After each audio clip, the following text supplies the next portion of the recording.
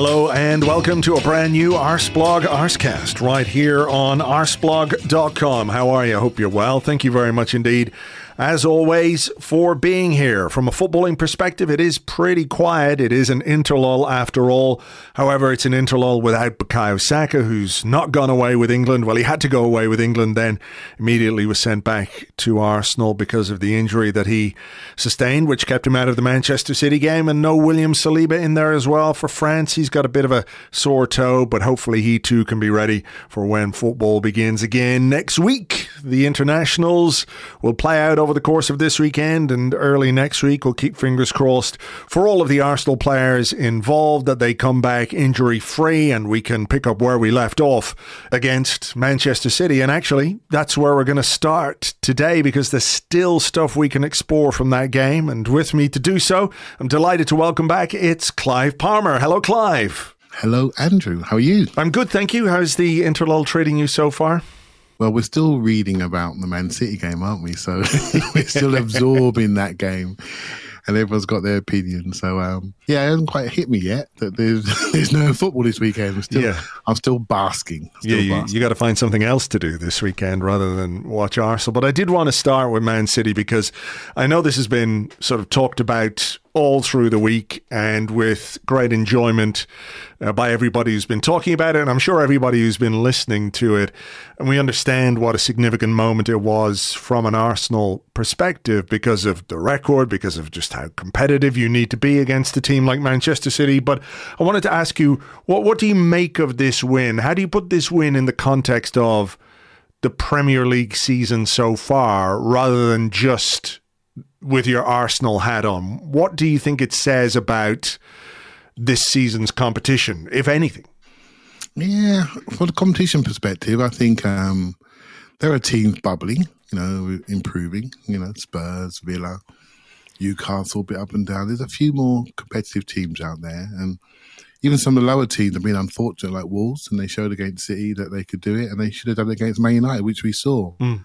So from a competitive point of view, the league is interesting.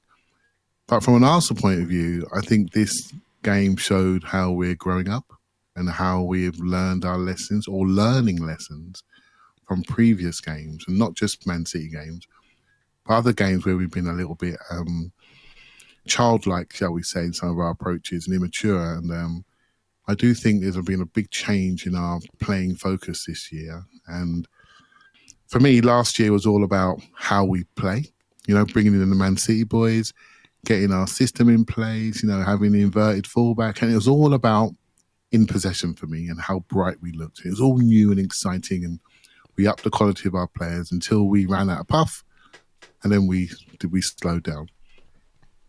But this season for me has been all about out of possession. And I think what the management realised was that when key personnel were out, our in-possession game went, and we hadn't enough out-of-possession for focus to maintain a winning run. And I think it's interesting to see how we absorb that as fans. And I think it's so interesting because we're so used to the play of last year. I don't think we're seeing where the coaching emphasis is this season. Yeah, I was going to ask you about this a bit and the sort of evolution of Mikel Arteta as a coach and as a manager. And I think I talked about this with James maybe on Monday in the Arscast Extra, where the approach going to Manchester City, a couple of years ago or even 18 months ago was, we're going to go there, we're going to play our game. Even last season, when we didn't have William Saliba, you could tailor your approach to make sure that the weaknesses in your team were not as exposed. And we didn't. And Mikel Arteta said, I'm going to go there and I'm going to, try and play the way we've played effectively all season, and couldn't do it because we were missing Saliba. I'm not going to pile on Rob Holding, but Rob Holding is not William Saliba. The knock-on effects of all that kind of stuff were obvious, I think, to everybody. Yeah. And that's, something that you as a manager and as a coach have to recognize. I felt that at the time. This is what I thought was the best approach for this game, because I suppose in some way you're trying to carry on the momentum. You're trying to harness the momentum to get you through something like that. But then you have to recognize, okay, that didn't work. That didn't work. And I'm sure he had doubts about that at the time. I'm sure he, had worries about how effective the team might be without some key players. But it's evident this season, and not just in the Manchester City game, that control, taking some of the chaos is not quite the right word, but some of the panache, the flair, the sort of risk-taking in our game, which paid off a lot last season, is not there this time around. Yeah, I agree with you, Andrew. I think we've slowed the pace of our attack. And I think there's reasons for that, right? And you can see it in some of the recent games. And, you know, if you attack somebody when they give you the ball back, you may not be thinking about your on-ball organisation. And so you just think about how you attack. And if you lose it, suddenly you're showing the team your weakness. And Man City are classics for this, the counter press, and then going into the area where you just don't want them to go. And they go there with normally their best player running into that space.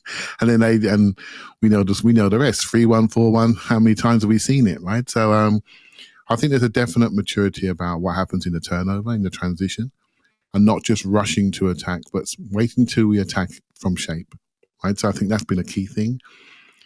I also think, I totally agree with you, the Etihad game this year, I spent about 10 pods talking about double pivot. You probably heard me say it. and part of that was fear. And part of that was just secure your middle. You know, just secure your middle and then go from there. Stay in the game, go from there. And again, I would have put my hand up and say, you know, I would have said that if Saliba was there, maybe not. But when he was out, I thought, I don't feel comfortable. Let's protect the middle. What do we do in this game? We protected our middle. Didn't care. We protected our middle and make sure that we don't show them those pieces, those areas, and then we play from there. And actually, I think we won the wide spaces. So I think it was such a mature approach and also a respectful approach to the opposition. I said this to Elliot the other day, and it's quite interesting because we're all sort of waiting for the attack to come back. But I said to him, mate, imagine if we were playing a Champions League final on the weekend. Which style would we win? Would we win with last season's style? Or would we win with what we saw closer to Man City? A much more out-of-possession style, which potentially could play against the very, very best teams in the world. Sure. I think it's the latter. Yeah, I mean, it would depend who you're playing in the final, you know. But typically when you get to that game, there's going to be a very good team in front of you. Yeah. The off-the-ball focus and how a team organizes itself in that regard, I think, is a discussion we don't really have. Because I listened to, for example, Second Captains this week. They talked about our game. Did they? And the consensus was that, you know, it's not really a very good game. It wasn't a brilliant game. It wasn't like a classic top of the table, two Titanic teams going at each other, etc., etc. But every Arsenal fan I've spoken to, you know, says this was a great game. I was absolutely captivated by the performance, what we were doing, how we were doing it. Like, it wasn't full of event. It wasn't full of incident, you know, beyond the stupidity of the referee and all that kind of stuff. There wasn't, you know, countless shots and all those kinds of things. But I think you can find a football match interesting without those things. And I suspect in many ways for us as Arsenal fans, this game was as interesting as it was, in part because of what we did, but also because of the fact we managed to win it late. It probably wouldn't have been quite as interesting if we hadn't found that goal, and I fully accept that. But the approach and the team selection, some of the decisions that he made, Jorginho coming in, I said it to you beforehand, I said I'd be pretty okay with Jorginho coming in. It was Jesus out wide, and it was Eddie Nketiah up front. And, you know, there were decisions that he made where maybe pound for pound there might have been better options. Like Jesus at 9 is better than Eddie at 9. But what do you need on the right-hand side when you don't have Bukayo Saka? In a game like this where midfield is key and City don't have Rodri and they don't have the power and they don't have the quality that he brings, do you then say, okay, Jorginho, not a regular starter for us, but in this game, you know, as somebody who is experienced and who can help direct traffic, if that's the right word, okay? Yeah. You know, when there is such an emphasis on your off-the-ball work, you need experienced players in midfield, you need not just the manager to be able to guide the pieces around the pitch from the sideline, because half the time they can't fucking hear him. You need the players, who can carry out those instructions on the pitch as well. And I think Jorginho is one of those players. Yeah, and the way the game panned out and the spaces by which he had to play in, there was no big spaces for him to cover. It was all congested. So they had a couple of five-a-side players in there, and Lewis and Bernardo playing in their double six. And we had Rice and Jorginho in our double six. And it was like, okay, let's see what you got. And I think it suited him. And I think it suits us to have that central area sorted out. And also, we have a couple of players that can do two jobs. Like Rice starts double pivot, but disappears to left back, left wing. And then he gets back in and no one misses him, right? So he's a major player. We do the same with Ben White as well. 1 minute he's at right back, right centre half, and next minute he's playing a 1-2 in the corner flag. We have these players that can literally move up the pitch. And I think for me, the major thing from this game, Andrew, was that you could see that it wasn't just us that was a little bit conservative in our shape. They were conservative in their shape, which means they respect us now. Because before, they used to just come in and swat us and watch us be childlike and watch us attack the game, knowing what we were going to do. They just went above and beyond in this game to try to stop us. And that means we've arrived, really. We've arrived. We've literally arrived at the top table. And you can tell that by their approach to us. And I thought it was a major game from, okay, we're getting somewhere. Rather than conclusion, it was more like measuring progress. We're getting somewhere. And I'm not sure where it leads. We've got 30 games to go. But I tell you what, we're right there when it comes to on-ball, off-ball, structure, and our ability to manage teams physically and technically and play sit from out the back, press on if we have to, and mid-block if we have to. So all of a sudden, we've got all the games, whereas last year, we didn't have that. We just had this on-ball game that was very front five-centric. We didn't have five high in this game too often. Then we arrived later with more control. So we've changed how we play, and we haven't forgotten what we used to do. We just changed our emphasis this year. And when the attacking players are all on the pitch, because I did hear a message that someone sent me a message saying that Martinelli, Saka and Jesus had played 23 minutes together as a three. Wow. So we have these memories of our attack. We haven't seen it, mate. No. we haven't seen it. So we just have to wait for it all to come to fruition. The tactical variation that Mikel Arteta talked about wanting appears to be tied up with what we're doing and how we're doing it so far this season. And I think it's also fair to say that, perhaps some of the rationale for this is the fact that Jesus was out injured at the start. Zinchenko was out injured at the start. Gabriel wasn't in the team at the start for tactical reasons. That story is to be told. Yes. Yeah. But, those things also play a part in how you approach certain games, I think. The desire to have more tactical variation, I think, is good and obvious, but your hand is also forced by certain circumstances which are in and out of your control. How much do you think in a game like the one against Manchester City, the presence of and the signing of Declan Rice in the summer played a part? Because I remember you at the live event in Union Chapel when all the talk was of Declan Rice and, this is the guy that we were after. And I'm paraphrasing, that you said you think there's more to come from him as a player than we've seen either for West Ham or for England. Yeah.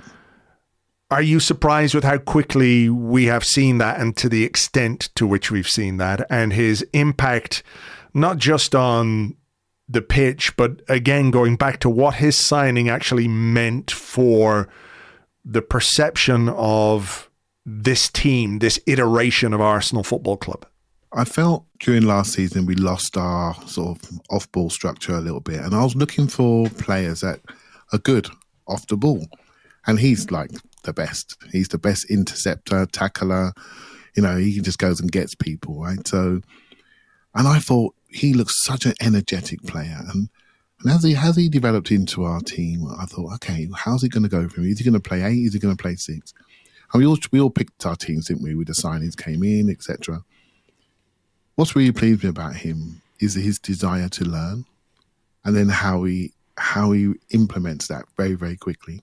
So his pace of pass has improved. His awareness has improved. His positional awareness has gone through the roof. And some people could say, he was doing that at West Ham. Well, I actually think he was doing more at West Ham in a less structured way. You know, so whereas now he's having to fit into this our structure, but also step out of it when required.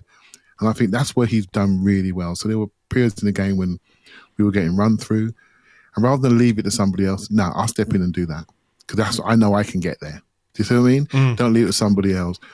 When I need to split out, go out to the wide, fantastic. It's no problem because Zinchenko will drop into my role, which he does immediately, and they have a fantastic partnership and symbiotic relationship. Really, they seem to move where the other one goes, and they just cover each other really, really well.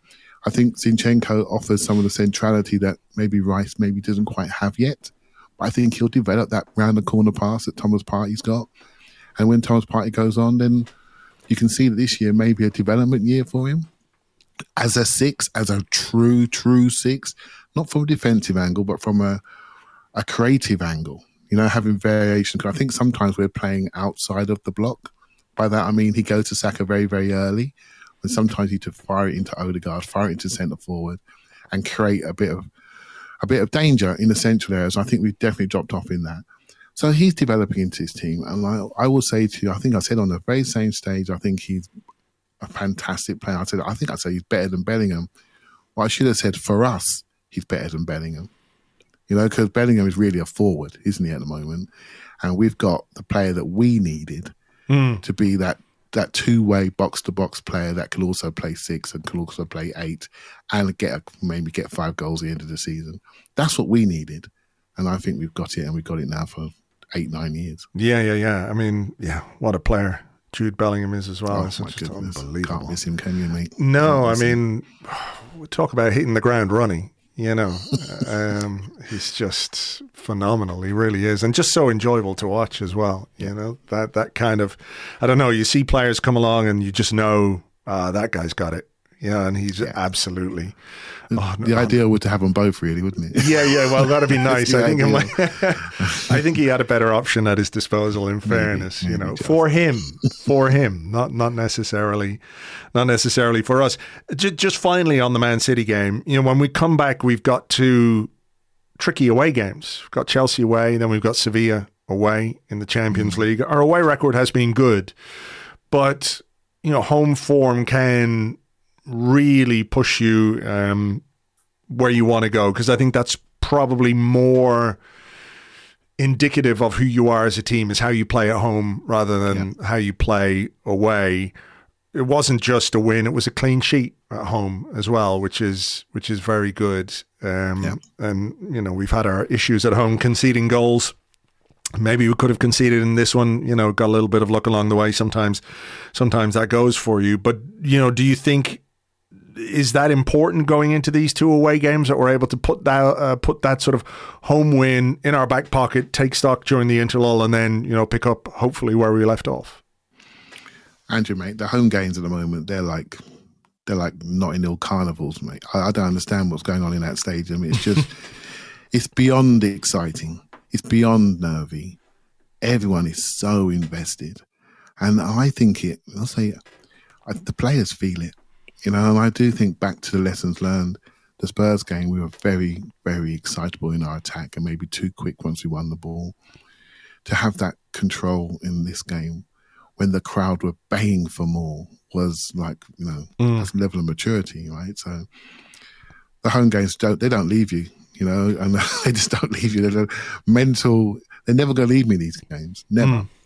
When we go away, I think there is a focus really to go to someone's house and really show ourselves, and there's discipline in our performance. I think at home we can be a little bit emotional. I said it to you before. And I don't blame them. I generally don't blame them because I'm emotional.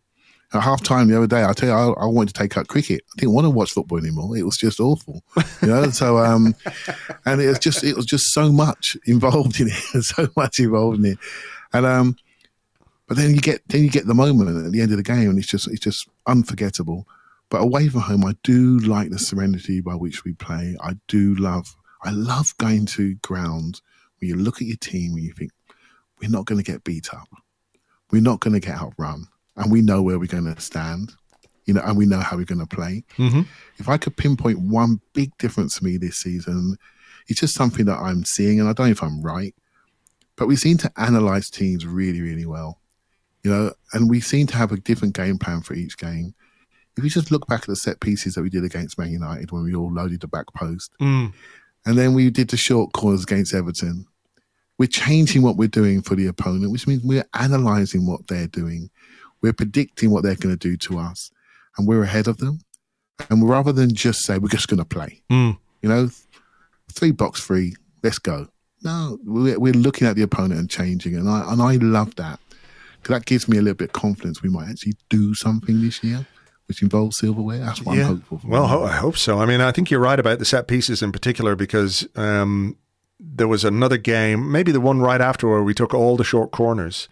Yeah. We didn't take a single short corner in the next game, which must be tailored entirely towards whoever the opposition was. I can't remember if it was maybe the Brentford game in the EFL Cup or something. Yeah, I think you might be right. I'm not 100% sure. I mean, you talked about not getting beaten up, but this is a big Arsenal team now. This is a very, very physical Arsenal team. Maybe in certain areas of the pitch, we could have a bit more, and we can have a debate whether 6'4" Kai Havertz is the presence that you necessarily might want at centre forward or whatever. But beyond that, this is a very, very physically capable team, and the ability to be able to match other sides physically, I don't think has ever been as important. You've got to be tactically at the top of your game. Every team now has good scouts, good analysts, all those kinds of things. They know, how other teams are going to operate, and they'll do what they can to negate you in various areas of the pitch. But being able to withstand a team that runs at you and is, going to leave a bit on in every tackle. What game was that recently? I think it was the Lens game, where every tackle they came in, there was always just a little bit left on. And I'm not sure we coped with it as well as we should have that night, but I don't think the goals were necessarily about that. City, for all the tiki-taka and all the rest of it, have always had physical power. Their teams that win the league have had real physical power. Is that something that gives you a bit more comfort as well? When you think about these fixtures, is like, okay, we've got big men there to deal with these situations. We have, and when I think it's around the 70th minute at the weekend, when the three subs were standing there, Tomiyasu, Partey and Havertz, and you're looking at them three, you're thinking, okay, this is interesting. And I did feel we finished the game stronger, we finished the game fitter, and we had probably a stronger 11 to finish the game. And I just felt our presence on the pitch and our ability to cover it and hold the ball, and the technical physical balance is what our best teams have always had. We went away from 20 years ago. I don't like looking back too much, but 20 years ago we had the best team, and that wasn't a tippy-tappy team, was it? Then we went to that more Spanish, smaller player type style, and we've come back to something a bit more balanced now. So we have 6'3", 6'4" William Saliba, but he doesn't mind a step over. He can play as well, right? And he can pass. So we have the physical and technical balance, which I think is close. We all, as fans, we all tend to look at the areas of weakness, the next upgrade opportunity, and that's what we do. I always say this, thinking back 20 years ago, I used to always talk about Robert Pires and think, mate, he could work a bit harder on his tackling and tackling back. A few weeks later, we won on the trophy and didn't lose a game, right? So never satisfied. And I look at the centre forward space and wonder what the next evolution is. What does that look like? What does that player look like? And I think there's room for one more, but I'm just not sure what it is, what style. I mean, I'm fascinated to see what we might do there, and I think that's an area of the pitch that everybody is really interested in, because there are. I think Jesus is an amazing player, and I think we've kind of forgotten how good he is at number 9, and there are reasons why he hasn't played there that much this season. He was needed out wide against Man City. He did an amazing job, I think. He was just absolutely outstanding. Like, what's Gvardiol? He's like 6'3", 6'4". Strong player, mate. He is. Last time I saw him live, and he moves. He moves people around. He's good. Yeah, but, you know, all of a sudden there's a switch from our side to Gabriel Jesus on the right side, or a goal kick, or a kick from deep from David Raya, and Jesus is in the air and he's taking it on his chest and he's taking it down and he's controlling it and he's keeping the ball and he's keeping possession. Yeah. Do you remember, like, back in the day where our out ball was Wojciech Szczesny playing a diagonal to halfway to Bakary Sagna, who would head it on, and then we try and win the second ball. Yeah. And now the game is different, and your goalkeeper is playing higher up the pitch, so he's pumping the ball a bit further into the opposition half, and you've got somebody like Jesus who can take that ball down, and I just think he's an incredible player. And I do wonder if in the discussion about, like, what do we do about Bukayo Saka? How do we get the right backup for Bukayo Saka? So when he's injured, we don't miss him as much, but also a player who can maybe take some of the burden off him, and people will be having these visions of Pedro Neto in red and white as I'm speaking right now, and I get it. What an exciting player he is as well.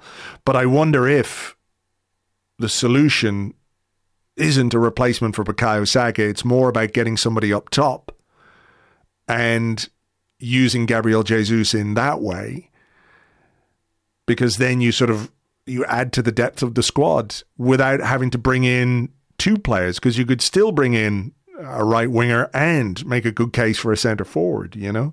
Yeah.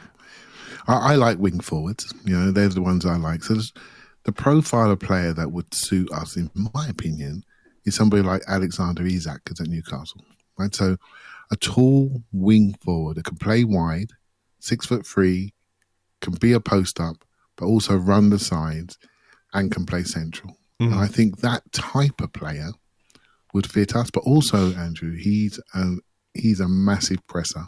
He presses the ball. He's very aggressive off the ball. So we have these ideas of players, but that front two, you know, the Odegaard +1, you got to be able to work, because they start everything off, and you can't have anyone walking about there, you know, looking at their boots, waiting for a chance to come. Right. So the reason why Eddie Nketiah are still at Arsenal, because he works hard until he runs out of puff, but he gives it some, and he's part of our system. So I think that type of player is the ones that I sort of favour. Obviously, people like the Ivan Toney option, but what do you make of the Toney option? What do you make of, you know, him? I mean, I think he's a very good player, but what do you think of him as a potential candidate for Arsenal, and how his style of play might or might not mesh with what we're doing? It's a difficult one, right? If I'm being honest with you, I'm not quite feeling it. I have these doubts, and I'm not sure why. I watched him play against us last year, and when you go long to him, you might as well forget it, right? You can't get around him. You know, you have to get a taxi to get around him. He's that broad, and he is enticing. But that's playing for Brentford in a particular system. Then again, we have got our playmaking goalkeeper that used to kick it to him, right? So maybe we're trying to reproduce that system. But I do think, we could do a bit more. I think we can have a bit more than just having that player. If the price was right, Andrew, and there's a deal to be done, then obviously and it can be done, then obviously you'll be silly to move away from it. But when you're talking 60 to 80 million for a guy who's 28 in March, that doesn't fit my head, you know? It doesn't fit my head. And I think we need people that are more multifunctional, you know, and that's why I'm not saying Isak's the one, but that type, you know, that type of player just gives me a bit more legs, give me a bit more carrying, but also gives me a centre forward play. And I think size as well, because Jesus is not very big, though he plays big. Eddie's bigger. You know, so Trossard is quite small. I just think, I'm not saying that height and pace and power is everything, but in our front five, we have room for somebody bigger. Do you see what I mean? We have room for somebody bigger. And so that's it. And if we are saying that Havertz, again, who's a podcast on his own, if we are saying he's going to play in midfield, then we do need somebody bigger in that front line just to add to the group. That's how I look at it. Really. Yeah, we do have a few little questions from our Discord, and you mentioned Havertz, and James wrote a piece this week about him in The Athletic, about using him as a 9, and Fuzz on the Discord said there's been a lot of discussion this week about deploying Havertz as a 9 rather than forcing the left 8. My question is whether this makes sense to be used from the outset when we know our usual plan is a fairly involved high press and the striker is usually having to close down the angle between one of the centre-backs and the keeper. It seems to me that Havertz might work as a late game 9 better than from the outset. And look, I know we're still in the very early stages of Kai Havertz's Arsenal career. Arteta has always been slightly coy about what his plan was. We all made the assumption that this was the left 8. This was the Granit Xhaka replacement. He's placed in the midfield group, of course, on the official website, officially classed as a midfielder, but, can play forward, can play wide, can play behind a striker. I mean, is it a case that, we've mentioned this when it comes to defenders that Arteta has bought, Tomiyasu, centre half, right back, left back. Jurrien Timber, we thought right back, centre half, also left back, it turns out. Kivior, left back, has played in midfield, left centre half as well. Ben White, bought as a centre half, now maybe the best right back in the Premier League. That things that we didn't necessarily expect from players are things that players can bring to the team over the course of a season are perhaps viewed as more important than their one fixed position. Totally agree. And I thought you got to almost mature your thinking and say, well, actually stop trying to pick a first 11 with a team in it and play them all the time. Just have this group, and the 5 subs rule changes everything. And Havertz becomes a real strong tactical tool that we can use in different ways. Again, the Man City game, Charity Shield, outstanding as a centre forward. I just couldn't believe my eyes. I was so excited the fact that we actually competed with them in all facets of the game. And he was part of it. I couldn't wait to see it. I thought when he gets into midfield, he's going to smash it. But actually, he's wired as a centre forward. He's been there for 2 years as a centre forward player in different systems with different managers. But he's wired to lay the ball off, set it off. That's what he's done. Now we have to wire him differently to arrive late, to play on the half turn, to receive the ball in 1-2 touches and go through him. So he started to do that in recent games. In the earlier game, I think it might have been Fulham when he just set the ball back and the crowd went crazy. Do that at centre forward. He did it at the weekend. We all loved him, didn't we? Set the ball back to Martinelli and he scored the goal. It's just where you're doing those actions in the pitch. You're doing them in the pitch when your skill there should be to ball progression, and that's probably a weakness. Change his body position, and now the ball's going through him. He's been a bit more impactful. Can he speed up his passes? I think he could a little bit. Could he put a bit more snap there? I think he could. Could he be a bit more aggressive once he played the pass to make the run? I think he could. But it's not something that he can't do. Because when you put him centre forward, you see him aggressively moving into areas. So it's in there. It's just about unlocking it and making sure he's clear in his role. And I haven't been super high on him, but I've been quite high on him because you can see all the things he can do. And the things that are left to do are fixable. So if you see a player with talent, but you think actually he can't do that, it's just not in his boots, then you can close the door. You can say that's when someone has the ceiling. I don't think his ceiling has been close to being tapped in Arsenal's team. He just needs a bit more time to fully break in and feel comfortable. And I think he'll improve us. But to be confirmed, right? That's how I feel about him. Yeah. Look, I like certain aspects of his game. I like certain things that he brings to the team. I'm yet to be convinced by others. I strongly feel, I know some people won't like it, I do think confidence is important for players, and I think he is a guy who arrived at Arsenal at a pretty low ebb, and understandably, the way the season has started and all the rest of it, has found it a little bit difficult to sort of build up that confidence. And I'm hoping that, the contribution against Man City will do that. I'm hoping that, the penalty, even if it was a little bit of a gift, it's still a nice moment for him. These things incrementally build his confidence. Coming back up the stairs, as Arsene Wenger said, went down the lift, comes back up in the stairs. I think that's part of it. But, I am to be convinced, but I like having him as an option. I thought when I looked at the bench on Sunday, I was like, okay, there's a different option at least for centre forward. Is he your classic number 9? Absolutely not. Does he give you something different from Eddie Nketiah? Absolutely.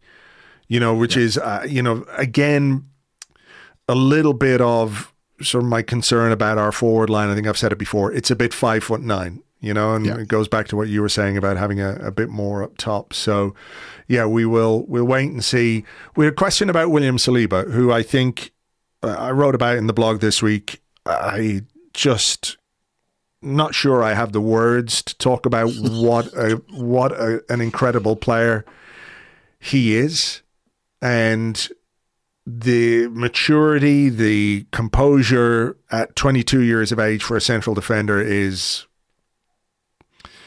I don't know if I've ever seen it before necessarily, certainly not at Arsenal. And we've had very good central defenders at this football club. Tony Adams, an iconic captain who broke through at 18 years of age. Was he as composed as William Saliba? No. It's a different world, a different type of football, though. I understand that. And, I'm just saying, though, at 22 years of age, to see what this guy does is amazing. And I'm glad he's got the interlull off, because got a bit of a toe injury. Just get that toe in some ice baths and he'll be fine, hopefully, for Chelsea. But the question came from Son of Som, who said there's been some talk this week about the impact Saliba's injury had, both in our game at the Etihad last season and last season in general. Do you think we could fare better this season if he was out for 5 or 10 games? And if so, what would our defence look like? Yeah, well, I must admit, I tried to explain my way out of the fact that his value end of last season. I think he missed the last 10, 11 games. Every time you see him this season, you start to think, actually, mate, if we just had him for half those games last year that he missed, what would have happened? Yeah. Because he just seems to be... I know, Andrew, you're hesitating to say what you're really thinking. Have you seen a better player ever play? Not quite. But I mean, I would make the argument that he is as important to us as Bukayo Saka is. Yeah. It is, and his value is growing by the week. It's literally, it feels that way to me. It's growing by the week. If you think back to how close it felt we were going to lose him, it's just like, how... Could you imagine watching him stroll around for somebody else? We would be just devastated, Yeah, and, playing with Jude Bellingham in front of him, probably. Exactly. We would be devastated, but I do think it's worked out well in his position, and his responsibility has grown. He's now our chief playmaker. He's a central centre back, really, isn't he? In the 3, and he does that sweeping role brilliantly. All his attributes complement Gabriel perfectly. And White, and the balance of the 3 of them is just it's unbelievable. But to answer the question properly, we have got this guy called Tomiyasu, who I thought did very well when he played at centre back the other week. And I am a fan of Kiwior as well. I do like him. Mm-hmm. I just think, he's got that ability to look after the ball and want the ball. I think he needs to, he's getting more aggressive in the challenge, in the shoulder to shoulders. And he has that, he's got that on-ball aura, and I like what he's showing for a 22-year-old. Saliba's 22, and we don't look at him as the same age, right? It's all about experience and minutes on the pitch. I do like where we're going there. I never saw Timber as a centre-back. I saw him as a multi-sided full-back, right back and left back, but not a centre-back. But we haven't seen that yet. But I think we'll be better this year if we lost Saliba with those 2 players, for definite, because we can still play where we want to play. The mistake last season was probably playing Rob Holding in a system that he couldn't cope with, and that was it, really. And that's not his fault. He just couldn't cope with that system over a longer period of time, and we should have changed the system or picked another player, and we eventually landed on Kiwior and things starting to improve. So experience, lessons learned again, but I'd be happier. But no one's Williams Saliba, right? We'll just be a bit happier, that's all. Yeah. I think we're better able to cope, but he would still be a very big miss. I mean, I think I was very impressed with Kiwior in the EFL Cup game against Brentford. He's playing in that left back-ish position, but like 93% pass completion with 71 passes. Only Jorginho made more passes on the night. So technically, he's very accomplished. We haven't really seen him tested too much defensively, although he did make an incredible block with his arse in that game against Brentford. So there was a good last-ditch bit of defending from him. But, I have to say, I'm still, when I think about the squad, I'm still a bit gutted about Timber and a bit gutted about, what kind of a safety net his presence in the squad would give us and the ability to rotate, maybe to cope a bit more. The natural second right back option isn't quite there. I know Tomiyasu plays there, but he is different to Ben White, and I really like Tomiyasu. I have to say, I'm very big on him as a sort of Swiss Army knife defender that we have in our squad. But I do think there's more to come from Kiwior. We just have to, find out when we were going to see it.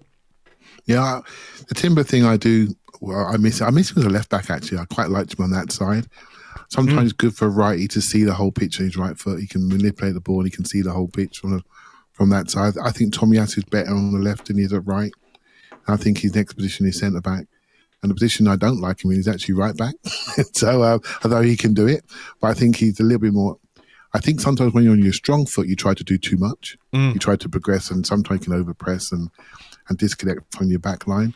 When he plays left side, I think he's more connected to the others, and I like him that way. But you can see the future potentially, Andrew. And I think if you look at our midfielders of Partey, Jorginho, and Elneny, potentially all three of them won't be at the club next season. So I have three elder statesmen in centre midfield that are going to be probably moving on. I look at Zinchenko, and I looked at what he can do as a number 6 potentially. And if you look at what Bernardo did and what Rico Lewis did, no one can tell me that Zinchenko can't do that. Just sit at the base of our team and pop that ball around. You can see his future not being a 10, but being a true defensive midfielder that progresses the ball from deep. And then we can then incorporate more a Timber, shall we say, who can defend but also progress the ball and also carry the ball. So you add a different style of player. Again, it's another tool, it's another option. It's another way of playing, and that's potentially the future for next season. Just projecting, really. Yeah, I mean that is a consideration. Those guys who are 30 plus and what we're going to do. I mean, the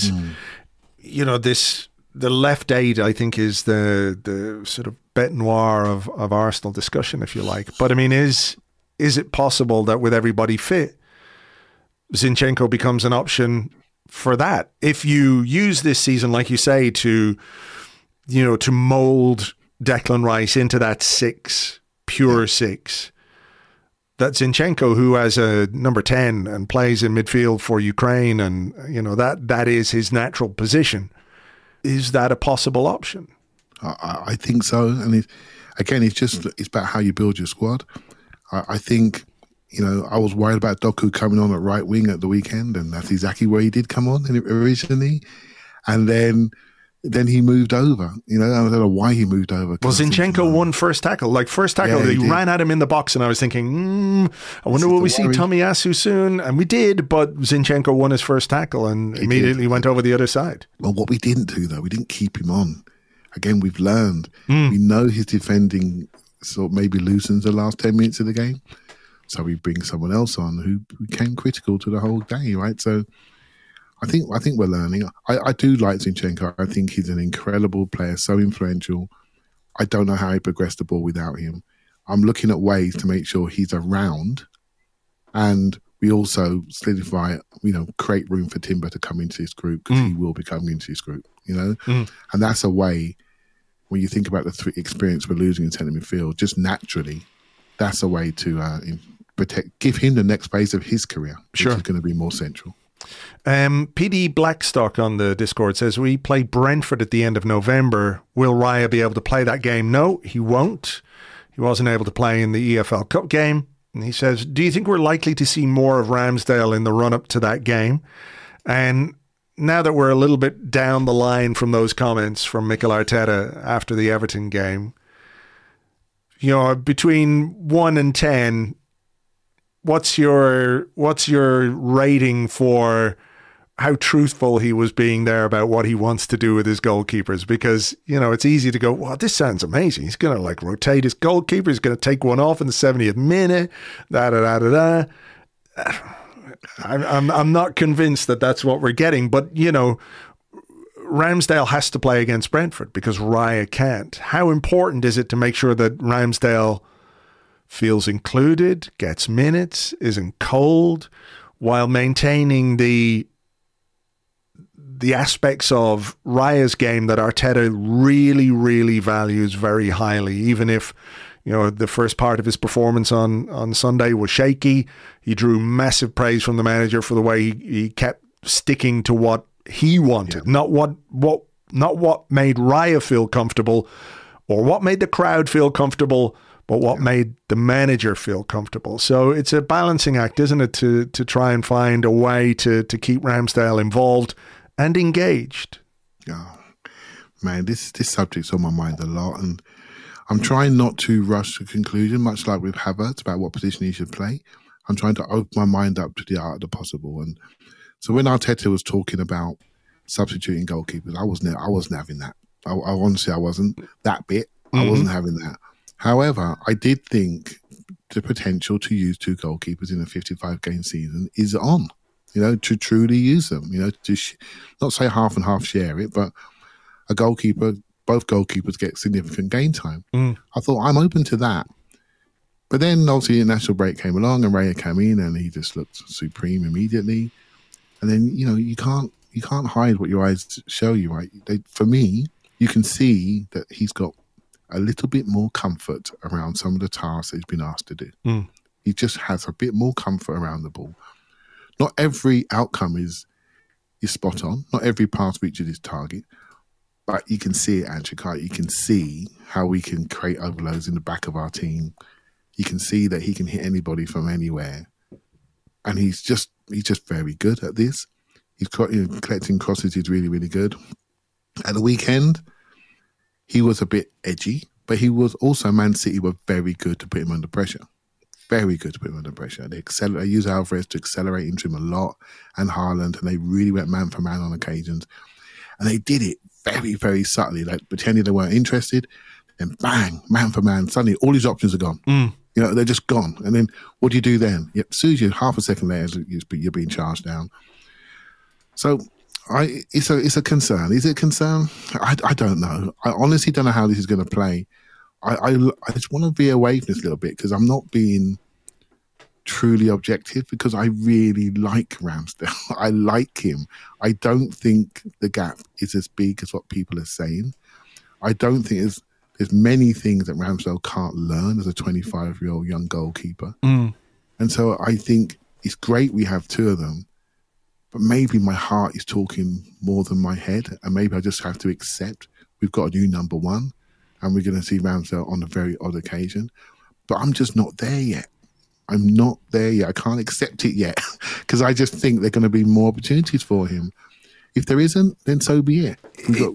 But I'm just not quite there yet. Does that make sense? Yeah, it does. I know. I love Ramsdale. I love what he's done. I love his personality. I love the character. I love the way he came in and proved a lot of people wrong. I think, if Arteta talked about Raya having big ones, then I think the same is true of Aaron Ramsdale when he came to Arsenal, because not only did he have to prove the media, the pundits wrong, but also the fans, because there was such opposition, but such disquiet, or people couldn't necessarily believe that this was the goalkeeper we were going for and that this was a goalkeeper who could take us forward or who could improve the position for us. And he absolutely did. There's no two ways about that.